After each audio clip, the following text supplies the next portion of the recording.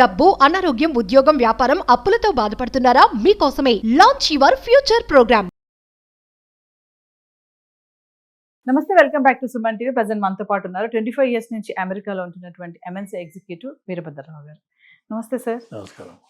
Sir, అమెరికాలో ఉంటున్నటువంటి మన స్టూడెంట్స్ గురించి మాట్లాడుకుంటే అక్కడ వాళ్ళ లైఫ్ స్టైల్ కానీ, వాళ్ళ ఎడ్యుకేషన్ కానీ, ఎడ్యుకేషన్ చేస్తూ కొంతమంది పార్ట్ టైం జాబ్స్ చేస్తూ ఉంటారు. ఇక్కడ నుంచి వెళ్ళిన వాళ్ళు అబ్రాడ్ ఎడ్యుకేషన్, అంటే కొంతమంది లగ్జరీగా వెళ్ళిన వాళ్ళ గురించి పక్కన పెడితే ఇక్కడ అప్పులు చేసి ఈఎంఐలు ఇవన్నీ పెట్టి పంపించిన వాళ్ళ లైఫ్ స్టైల్ ఎలా ఉంటుంది అసలు? అంటే వాళ్ళ ఖర్చులు ఇవన్నీ ఎలా ఉంటాయి?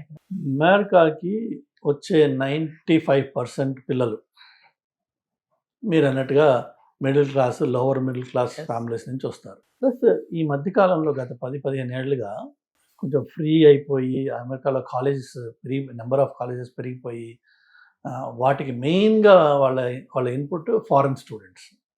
అది ఇండియన్స్ అవ్వచ్చు, చైనీస్ అవ్వచ్చు, ఇంకొకళ్ళు అవ్వచ్చు.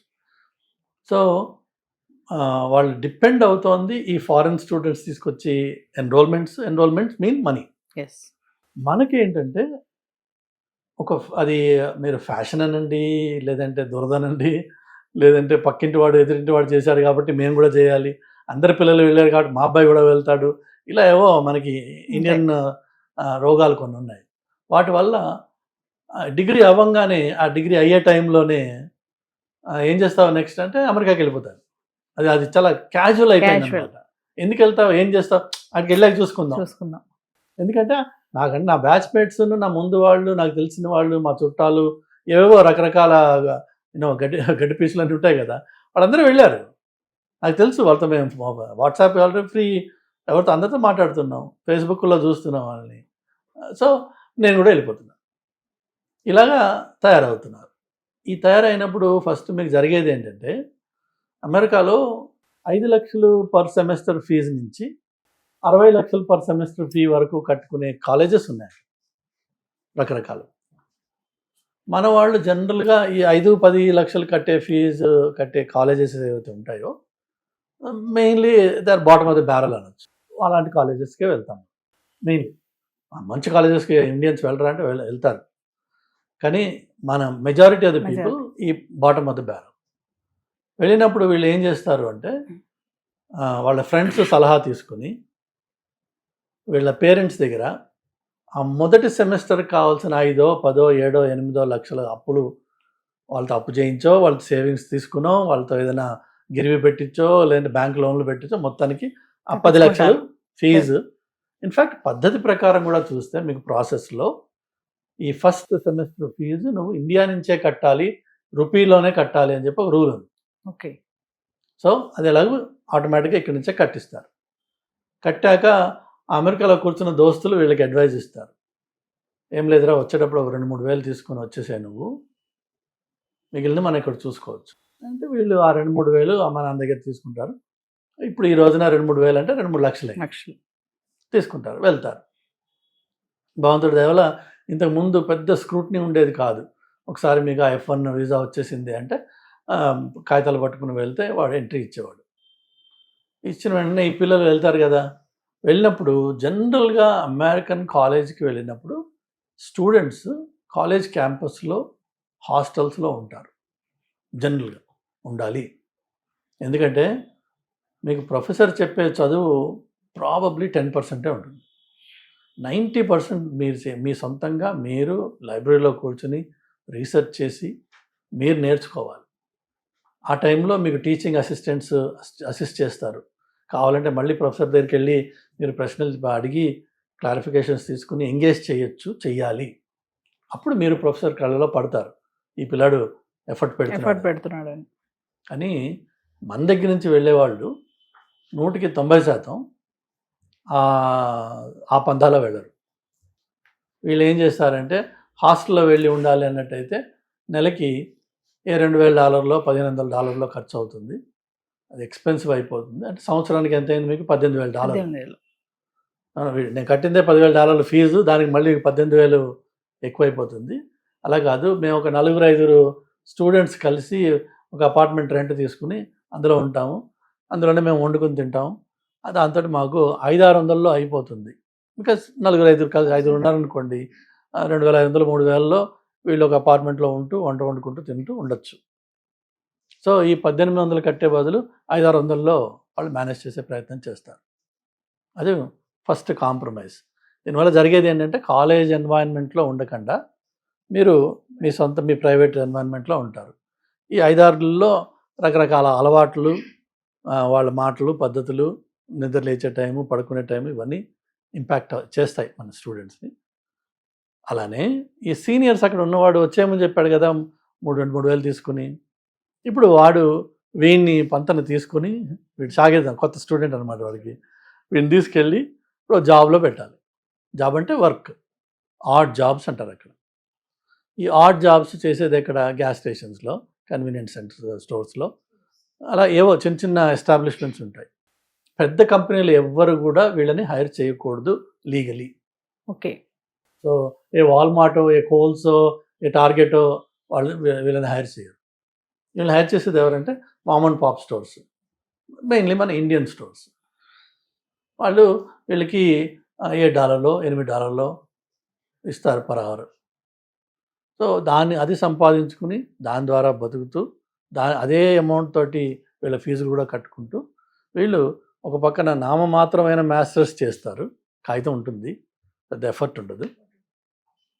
వాళ్ళకి మెయిన్ ఏమవుతుందంటే స్టూడెంట్గా ల్యాండ్ అయ్యి ఈ మెయిన్గా వాళ్ళు ఆ సైడ్ ట్రాక్లో పడతారు, which is that art job.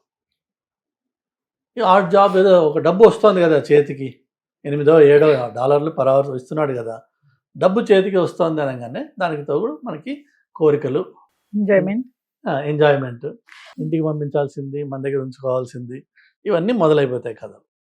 So అది మెయిన్ ట్రాక్ అయిపోతుంది. మీ స్టూడెంట్ లైఫ్ సైడ్ ట్రాక్. దీనివల్ల జరిగేది ఏంటి అంటే మీరు అమెరికాకి వచ్చి మళ్ళీ అక్కడ ఒక వానాకాలం చదువు అంటాం, పనికిరాని చదువు, కాగితం కోసం చదివి మొత్తానికి దోస్తుల వల్ల ఇంకోళ్ళ వల్ల హెల్ప్ తీసుకుని ఒక ఎంఎస్ సర్టిఫికేట్ సంపాదిస్తారు. కానీ మీరు తిరిగిన 5-6 సర్కిల్ అదే తెలుగు లేదంటే మన హిందీ వాడేవాడు, మొత్తానికి ఇండియన్ బ్యాచ్. ఇదే బ్యాచ్లో కంఫర్టబుల్గా ఉంటుంది, మీరు అందులోనే ఉంటారు. అమెరికన్ లైఫ్కి ఎక్స్పోజ్ కారు, అమెరికన్ కల్చర్కి ఎక్స్పోజ్ కారు. మన ఇండియన్ సినిమాలు, ఇక్కడ హీరోకి పాలు పోసి అభిషేకాలు చేయడం, ఆ సినిమా థియేటర్లోకి వెళ్ళి ఆ కాగితాలు విసరడం, ఇదే చెత్త పనులు ఏవైతే ఇక్కడ ఇండియాలో చేశారో అవే అక్కడ కంటిన్యూ అవుతుంది, అవి అక్కడ కంటిన్యూ అవుతాయి. దానివల్ల జరిగేది ఏంటంటే వీళ్ళు ఎంఎస్ అయిపోయిన తర్వాత కోరిక పుడుతుంది, ఇప్పుడు నేను జాబ్ సంపాదించాలి, నిజమైన ఉద్యోగం, ఈ ఆర్ట్ జాబ్ కాదు, నిజమైన జాబ్ సంపాదించాలి. కానీ నాకేమీ రాదు, ఎందుకంటే నేను ఎన్నడూ కాలేజీకి వెళ్ళలేదు. ఎంఎస్ అయిపోయింది, కాగితం ఉంది నా దగ్గర, ఒక పనికిరాని ఎంఎస్ కాగితం ఉంటుంది చేతిలో. మరి ఆర్ట్ జాబ్ చేసి బయటపడ్డాయి. మెయిన్గా స్టూడెంట్ లైఫ్ ఏమీ స్పెండ్ చేయకుండా, ఏమీ నేర్చుకోకుండా కాగితం మాత్రం ఉంటుంది, ఎలాంటి స్కిల్స్ ఉండవు వీళ్ళకి. ఇప్పుడు ఉద్యోగం కావాలి. అయితే అమెరికాలో ఈ స్టెమ్ గ్రాడ్యుయేట్స్కి ఓపీటీ అని పెట్టారు. అది డిపెండింగ్ ఆన్ మీ లెంగ్త్ ఆఫ్ కోర్స్ని బట్టి డ్యూరేషన్ ఆఫ్ ఓపీటీ ఉంటుంది, 1 year to 2.5 years or whatever. ఈ ఓపీటీ టైంలో మళ్ళీ దందాలు మొదలవుతాయి. బాడీ షాపింగ్ కంపెనీస్ ఉన్నాయి, వాళ్ళు ఈ ఓపీటీ క్యాండిడేట్స్ మీద వల వేస్తారు. వాళ్ళు తీసుకొచ్చి వాళ్ళకి అపార్ట్మెంట్ ఉండడానికి ఇచ్చి మళ్ళీ అగైన్ 5-6-10 మంది ఉంటారు, వాళ్ళకి వీళ్ళు ట్రైనింగ్ ఇస్తారు. Easiest of entry level roles ఏంటంటే business analyst, quality analyst, tester, ఇలాంటివి కొన్ని ఎక్స్ట్రీమ్లీ జెనరిక్ రోల్స్ ఉంటాయన్నమాట. ఆ స్కిల్స్ వీళ్ళకి ట్రైన్ చేస్తారు, చేసి వీళ్ళని తీసుకెళ్ళి ఎక్కడ పెడతారు. ఈ దందాల్లో ఉన్న ప్రాబ్లం ఏంటంటే ఎవరెవరైతే కంపెనీస్ ఈ బిఏ అంటే బిజినెస్ అనలిస్ట్ లేకపోతే క్వాలిటీ అనలిస్ట్ ఇలాంటి వాళ్ళని తీసుకుంటారో వాళ్ళకి కొంతమంది అప్రూవ్డ్ వెండర్స్ ఉంటారు. ఆ అప్రూవ్డ్ వెండర్కి ఈ కొత్తగా వచ్చిన పొజిషన్కి లెట్సే ఆ కంపెనీ అంటుంది మినిమం 65 అనుకున్నాం కదా మనం, 65K వాట్ ఎవర్. సో మేము $65 per hour ఇస్తానని చెప్పి అప్రూవ్డ్ వెండర్కి వాడు ఒక నోటిఫికేషన్ ఇస్తాడు. ఈ అప్రూవ్డ్ వెండర్ ఏం చేస్తాడంటే ఆల్రెడీ వాడికి అప్రూవ్డ్, ఎందుకంటే నాకు ఇప్పుడు గుత్తా ఉంది దీని మీద, ఈ ఎంప్లాయర్ మీద నాకు యాక్సెస్ ఉంది కాబట్టి వాడు ఈ నెక్స్ట్ లెవెల్లో మన దేశీగాళ్ళు ఉంటారు, వీళ్ళకి ఆ రిక్విజిషన్ ఇస్తాడు. ఇచ్చినప్పుడు ఈ దేశీగాళ్ళు ఒక్కోసారి డైరెక్ట్గా వాళ్ళు రిసోర్సెస్ని సోర్స్ చేస్తారు, వాళ్ళ దగ్గర లేరనుకోండి నెక్స్ట్ లెవెల్కి వెళ్తారు. ఇలా మల్టిపుల్ లెవెల్స్లో కట్ అయిన తర్వాత చివరికి ఎక్కడో ఒకటి దగ్గర ఇలా ఓపీటీ క్యాండిడేట్స్ కొంతమంది ఉంటారు. ఆ ఓపీటీ క్యాండిడేట్ని ఒక్కోసారి జెన్యూన్గా ఫ్రెషర్ అని చెప్పి చూపించి ప్రజెంట్ చేసేవాళ్ళు అతి తక్కువ మంది ఉన్నారు. కానీ వాళ్ళని 5 ఏళ్ళు 4 ఏళ్ళు 6 ఏళ్ళు ఎక్స్పీరియన్స్ ఉందని చెప్పి దొంగ రెజ్యూమేస్ తయారు చేసి ఈ ఓపీటీ క్యాండిడేట్స్ని దానికి తగ్గ కోచింగ్ ఇచ్చి, అంటే దొంగ రెజ్యూమే తోటి ఇంటర్వ్యూ ఎట్లా ఫేస్ చేయాలి అనే కోచింగ్ ఇచ్చి అక్కడ ఆ జాబ్లో వీళ్ళని పెట్టే ప్రయత్నం చేస్తారు. సో ఒకటేమో దొంగతనం ఆల్రెడీ మొదలైంది, అక్కడ రెజ్యూమే మీది దొంగ రెజ్యూమే మీది, మీరు ఇప్పుడే ఫ్రెష్గా కాలేజ్ నుంచి బయటకు వచ్చిన 5 ఏళ్ళు 6 ఏళ్ళు 7 ఏళ్ళు ఎక్స్పీరియన్స్ ఉందని చెప్పి పెట్టి అని పంపిస్తారు. రెండోది వచ్చేసి ఫ్లిప్ సైడ్. ఎందుకు చేస్తారు ఇది అంటే, ఇప్పుడు నేను అన్నాను కదా, first level, second level, third level body shopping commissions ఉంటాయి వాళ్ళకి. సో టాప్ వాడు ఎప్పుడు $10 మిగుల్చుకుని, నెక్స్ట్ వాడు ఒక 5, నెక్స్ట్ వాడు ఒక 3 ఏదో చేసి మొత్తానికి ఈ ఎంప్లాయర్ ఎవరైతే పిల్లాన్ని పెడతాడో వాడికి లెట్సే 65 దగ్గర మొదలైన కథ వీడికి 40కో 30కో వస్తుంది. ఈ 40లోంచి మరి వాడు బిజినెస్ వ్యాపారం చేసి వీళ్ళని తీసుకొచ్చి అపార్ట్మెంట్లో పెట్టి ట్రైనింగ్ ఇచ్చి ఖర్చులు పెట్టాడు కదా, he has to recover his money. So వాడు 70-30 20-80 ఇలా ఏవో ఫార్ములాస్ ఉన్నాయి వాళ్ళకి. సో నేను $30 వస్తుందో నేను 30% ఇందులో ఉంచుకుంటాను, నీకు 70% ఇస్తా అంటాడు. సో 30లోంచి చివరికి 65 దగ్గర మొదలైన కథ యాక్చువల్ స్టూడెంట్కి $21 వస్తుంది. సో డబ్బు పరంగా ఈ మల్టిపుల్ లేయర్స్ కథ, ఇటు ఫ్రాడ్ పరంగా ఇట్స్ ఎ ఫ్రాడ్. బికాజ్ మీకు ఏమి రాదు, మీకు అనుభవం ఎక్స్పీరియన్స్ లేదు, లేకపోయినా దొంగ రెజ్యూమే తయారు.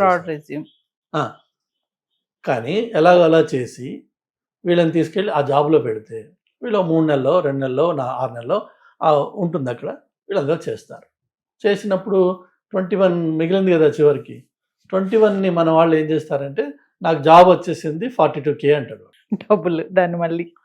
ఎందుకంటే మీకు పర్ అవర్ సంవత్సరానికి 2000 గంటలు, $21 నాకు వస్తుంది అంటే ఇట్ మీన్స్ 42K నా శాలరీ. బట్ ఈ వచ్చిన engagement, this is not job, ఈ వచ్చిన ఎంగేజ్మెంట్ 3 నెలల్లో 4 నెలల్లో 2 నెలల్లో ఉంటుంది. మళ్ళీ again your back to the bench, again next ఇంకో దానికి ప్రజెంటేషన్కి వెళ్ళాలి, మళ్ళీ అది సంపాదించుకోవాలి. సో ఇలాగ వచ్చినవి సంవత్సరం పొడుగంతా ఉండవు ఇవి, ఇలాంటి రోల్స్ 4 నెలల్లో 3 నెలల్లో 5 నెలల్లో 6 నెలల్లో ఉంటాయి. So you become a rolling stone, ఒక్కొక్క ఎంగేజ్మెంట్ ఇచ్చి ఇంకొక ఎంగేజ్మెంట్కి. And rolling stone doesn't gather any moss అని చెప్పి మనకి ఎప్పుడో చిన్నప్పుడు అన్నారు. అది దొర్లుతూ పోయే రాయి, అది దొర్లుతూ పోయే జీవితం. ప్రాబ్లం ఇంకొకటి ఏమొస్తుంది అంటే, ఈ $40,000 కదా ఇప్పుడు ఉన్నట్టుండి, మనము $40,000 ఏం చెప్తాము ఇండియాకి ఫోన్ చేసినప్పుడు, అమ్మ నాన్నకి $40,000 అంటే వీళ్ళకి అర్థం కాదు. అమ్మా నాది 40 లక్షల ప్యాకేజ్ వచ్చింది అంటారు. ఆర్డినరీ మిడిల్ క్లాస్ బ్యాక్గ్రౌండ్ నుంచి వచ్చి వాళ్ళ నాన్న 5 లక్షలు 6 లక్షలలో రిటైర్ అయిపోయే స్టేజ్ వల్ల 10 లక్షలు వచ్చింది అనుకుందాం. అంటే 35 ఏళ్ళు 40 ఏళ్ళు పనిచేసిన తండ్రి 10-15 లక్షల్లో రిటైర్ అయిపోతుంటే, ఈ కొడుకు యూఎస్ నుంచి కాల్ చేసి చెప్తాడు, నాకు 40 లక్షలు వస్తుంది ప్యాకేజ్ అని. అంటే వీడు అబ్బో మా కొడుకు అమెరికాకి వెళ్ళాడు, వాడు ఇంద్రుడు చంద్రుడు అని వీళ్ళు ఇక్కడ సంబరపడతారు అందులో. And because that's the way the world works. కానీ ఆ 40 లక్షలు ఏదైతే వాళ్ళు చెప్పుకుంటారో అది 3 నెలల పాటిదే. అది మళ్ళీ 3 నెలల తర్వాత మళ్ళీ ఎత్తుకోవడం మొదలు పెట్టాలి. మళ్ళీ నువ్వు ఖాళీగా ఉన్న రోజుల్లో నీ ఖర్చులు ఈ 40లోంచే పోతాయి, చివరికి వెరసి ఏం మిగలదు. ఈలోపు క్రెడిట్ కార్డులు, కొత్త అలవాట్లు, లైఫ్ ఎంజాయ్మెంట్. iPhone 17 లేనిదే మన లైఫ్ నడవదు, నాకు బ్రీదింగ్ ఆగిపోతుంది. చచ్చినట్టు కొనాలి దాన్ని, లేదంటే దాని latest and greatest gadgets, laptops ఏవో ఉంటాయి కోరికలు. మనిషి కోరికలకి లేకుండా ఎవడు ఉండడు, అమెరికాకి వెళ్ళేదే దానికోసం. సో ఇలాగా ఈ దందాలలో పడి ముందు చదువు మానేసి ఆర్ట్ జాబ్ చేయడం. సో నువ్వు అమెరికాకి నేను చదువుకోవడానికి వెళ్తానంటున్నావు, వెళ్ళి ఆర్ట్ జాబ్ చేస్తున్నావు, అసలు చదవట్లా. సో నీ మెయిన్ పర్పస్ దగ్గర నుంచే నీకు డిస్ట్రక్షన్ మొదలైపోయింది. నువ్వు నిజంగా అమెరికాకి వెళ్ళాలి అనుకున్నట్టయితే ఈ రోజునున్న పరిస్థితుల్లో ఇవన్నీ నేను ఇప్పుడు మీకు ఇచ్చిన పెయింటింగ్ ఏంటంటే గతంలో ఎలా జరిగేది. ఎస్. ట్రంప్ గవర్నమెంట్ వచ్చిన తర్వాత వాళ్ళు చేసింది ఏంటంటే స్టూడెంట్ అనేవాడు ఎవడు కూడా ఈ ఆడ్ జాబ్స్ చేయకూడదు. చేయకూడదు.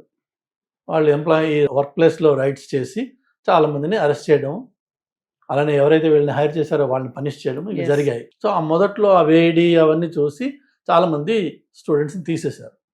అయినా కొద్ది గొప్ప నడుస్తున్నాయి అవి. మొత్తం అది 100% వైపౌట్ అయిపోలే. కానీ ఇప్పుడు కొత్తగా వెళ్ళే వాళ్ళకి అవకాశాలు లేవు. లేవు. వీళ్ళకి భయం ఉన్నది, మన పిల్లలకు కూడా భయం ఉంటుంది. అక్కడ లోకల్గా కూడా ఎంప్లాయర్స్ వదినైనా స్టూడెంట్స్ని పెట్టుకుని మేము మళ్ళీ పరిశ్రమలు పడం మేము అని చెప్పేసి వాళ్ళు అంటున్నారు. దానివల్ల జరిగేది ఏంటంటే మీకు ఇప్పుడు అమెరికాకి వెళ్ళాలన్నట్టయితే ఒక 40 లక్షలు ఖర్చు అవుతుంది అనే కాలేజీకి మీరు 40 లక్షలు పెట్టగలరా ఫీజు? నెంబర్ 1 అంటే 100% ఆ ఫీజుని మీరు ఫైనాన్స్ చేయగలరా లేదా మొట్టమొదటిది. రెండోది వచ్చేసి అక్కడ 2 ఏళ్ళలో 2.5 ఏళ్ళలో సంవత్సరంన్నర ఎంత ఉండాలో ఆ టైంలో మీకు కావాల్సిన stay, food and other expenses ఈ 3 కలిపి యావరేజ్లో నలుగురితో కలిసి ఉన్న ఒక $1000 ఖర్చు అవుతుంది అనుకుంటే మీకు 2 years ఉండాలంటే $24,000. ఎస్. ఇప్పుడున్న లెక్క ప్రకారం 24 lakhs. ఇటు 40 లక్షల ఫీజు, అటు 24 lakhs మీ ఉండడానికి మీ ఖర్చులు, 64 లక్షలు ఖర్చు పెట్టి అమెరికాకి వెళ్ళి మాస్టర్స్ చేయదలుచుకుంటే వెళ్ళచ్చు.